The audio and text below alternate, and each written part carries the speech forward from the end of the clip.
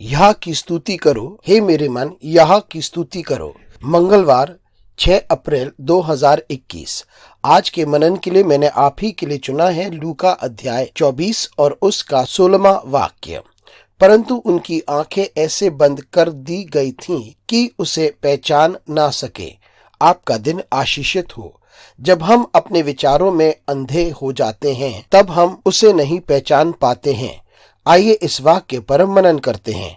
आज की सुबह का विषय है, हम उसे नहीं पहचान पाते। उसी दिन जब यीशु मुर्दों में से जी उठा, वे कब्र में से बाहर निकला, क्योंकि संसार की कोई ताकत उसे रोक ना पाई। और जब उसके 2 चेले एमाउस के रास्ते पर चल रहे थे, वे उनके साथ साथ चलने लगा। वे बातचीत कर रहे थे और यीशु मसीह उनके साथ चल रहा था, लेकिन वे उसे पहचान नहीं पाए, क्योंकि वे खुद ही अपने विचारों में, अपने बातचीत में और अपनी जिंदगी की बातों के बारे में और खुद ही दुनिया की बातें कर रहे थे। इस वजह से वे अपने स्वामी यीशु मसीह को पहचान नहीं पाए। वे बात तो कर रहे थे कि किस प्रकार से मसीहा आया, लेकिन उस मसीहा को जो उनके साथ चल रहा था उसे पहचान नहीं पाए, क्योंकि उनकी आंखें अंधी हो चुकी थी उनके विचारों की वजह से। उनके विचार उसके बारे में था जो पहले उनके साथ था और अब नहीं है। वे बातचीत कर रहे थे उसके बारे में जो आया, उन्हें सिखाया और फिर चला गया। ये उनकी सोच से परे था कि वे वापस लौटेगा और मौत के ऊपर विजय प्राप्त करेगा। ये उनके लिए एक असंभव परिस्थिति थी। इसलिए जब यीशु मसीह उनके साथ चल रहा था, वे उसे पहचान ना सके।